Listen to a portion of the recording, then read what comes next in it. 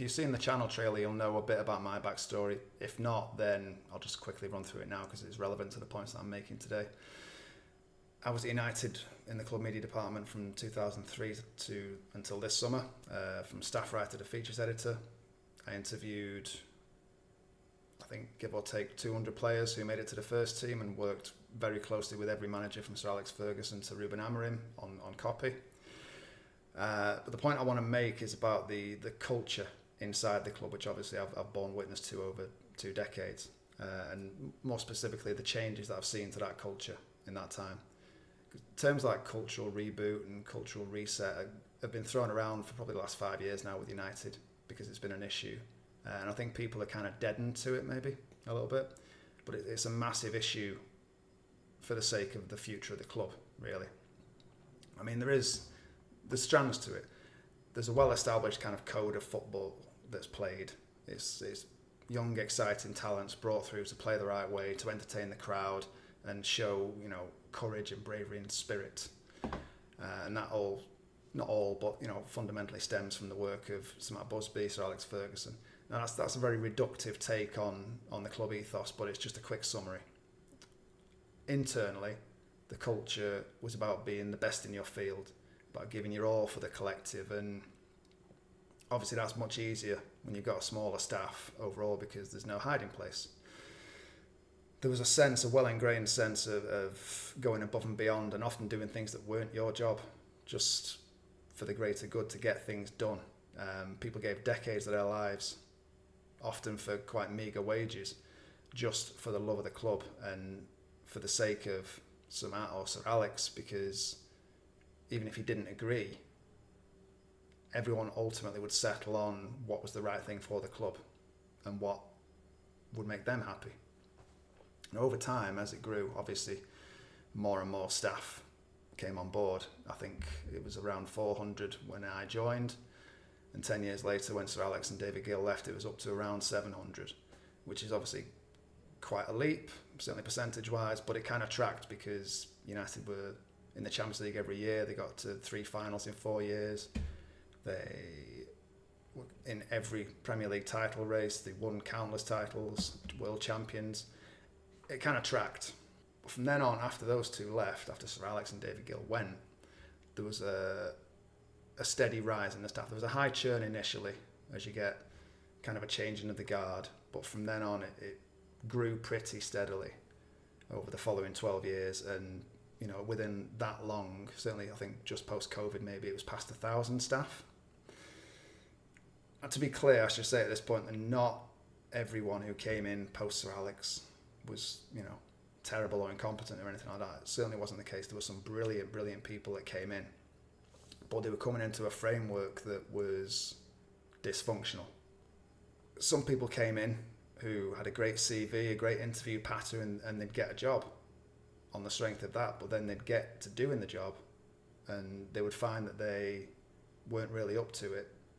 So they would start filling in the gaps in their own knowledge and their own expertise and their own abilities by making new hires. And you would end up essentially bad appointments. The way I see it, bad appointments make bad appointments who make bad appointments. And it just beds down roots that way. And over time as well, these people end up kind of ring fencing themselves with people that they trust, and that led to entire departments who should, for the greater good, be working together seamlessly. They butt heads, and that gives rise to a culture of paranoia and mistrust and agendas. And the best way that it was ever put to me by one of the most astute people I ever met at the club, who I won't name, they called it a culture of little kingdoms. And that, to me, internally has been United's biggest problem in the post-Ferguson and Gill era. As long-term staff, you'd see that happening, and it would knock your faith in what was happening around you and above you. And you wouldn't speak up because you'd either be ignored or you'd think there might be a price to pay for it. Now, for the avoidance of doubt, I'm not being sued. I'm not going to name names or point fingers. I'm just giving my opinion, relatively vague opinion, on developments that I saw over 2 decades.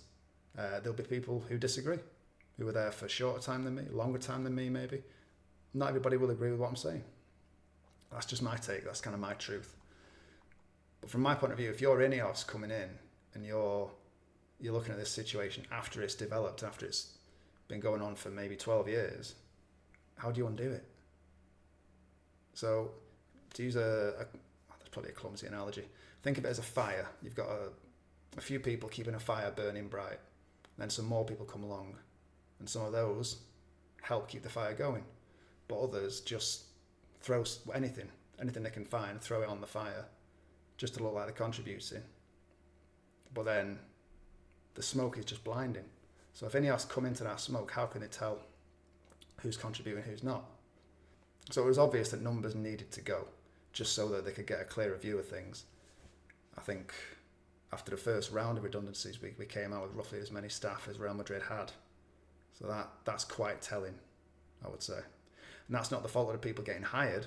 It's the fault of those who opened the doors to them. Obviously, the redundancies were not a pleasant time within the club at all. And I quite openly didn't agree with every decision that was made. I don't think anyone's come out and said they got 100% strike rate. No chance. They've lost some talented, knowledgeable people. I'm not going to get into that too much. And I'm not going to dwell on it. I'm going to look more to the future and say, okay, where's it going from here? Now that you've cleared the decks a little bit, you've got a clearer view of things, where's it going? And to me, it's quite promising. Well, it's very promising. I'm hearing really, really good things about Jason Wilcox and people on his level. I can't really offer much insight on that because I've not had any direct dealings with them. But Omar Barada, I can give you a bit more detail on. You may or may not have read his big interview with Andy Mitten in United We Stand over the summer, but everything that's in there just reinforces what we'd already seen internally for some time. He's a really sharp, really astute guy. He's an intense listener, and there's a lot going on behind the eyes at all times. You can see he's a brilliant listener, and rather than just, as management I think across business tends to do, half listen to the question and just give the answer they want to give, he will listen fully to the question and give it an appropriate answer. In terms of my own direct encounters with him, mainly restricted to all staff meetings or a few departmental meetings that were going on. But also there's a little personal snippet which hopefully is quite illustrative. So if you go back to the Newcastle game midway through last season, there was no one who didn't know what was going to happen in that game. We were going to get bullied from the first whistle, going to get overrun, and that's exactly what happened. I think we were 2-0 down in 20 minutes, something like that. That's the game where Josh Xerxes got subbed off and there was big ironic cheers, which, as an aside, I don't think was entirely, well, maybe even mainly towards him. I think it was just at the change being made because the whole spectacle was such a nightmare to that point.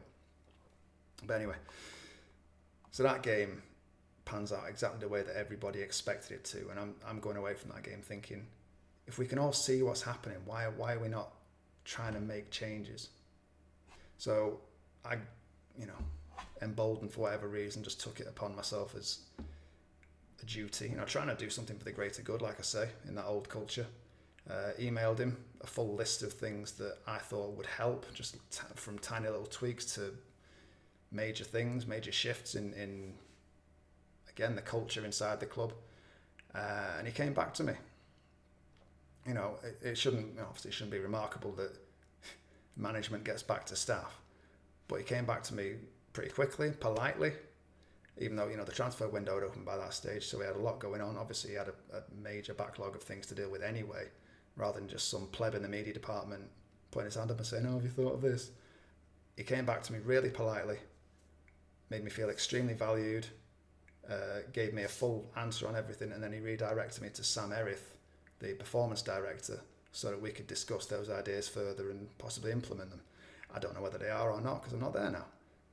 But I found that hugely refreshing. He's got a lot of experience at successful clubs, obviously Barcelona and City, but he's going a level deeper with United. He's bought into the heritage of the place. He's educated himself. He's been reading up on the history of the club, on what the greats have done before him, on what everything means. So he's really sort of taken the place into his heart as well. Which, to my knowledge, in his position, if you haven't lived through it, it's a first, I think.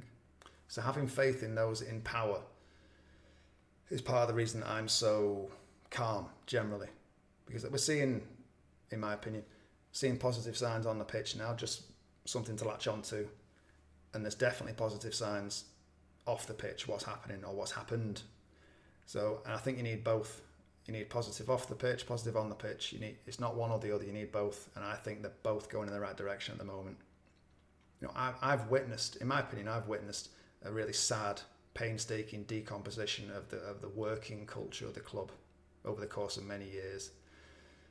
But in my opinion, it's now turning around, or it has turned around, and it's heading in the right direction. Don't get me wrong, it's not perfect. There's a long way to go. There's a lot of work still to be done on a lot of issues around the place. But fundamentally, the rot has stopped, I think.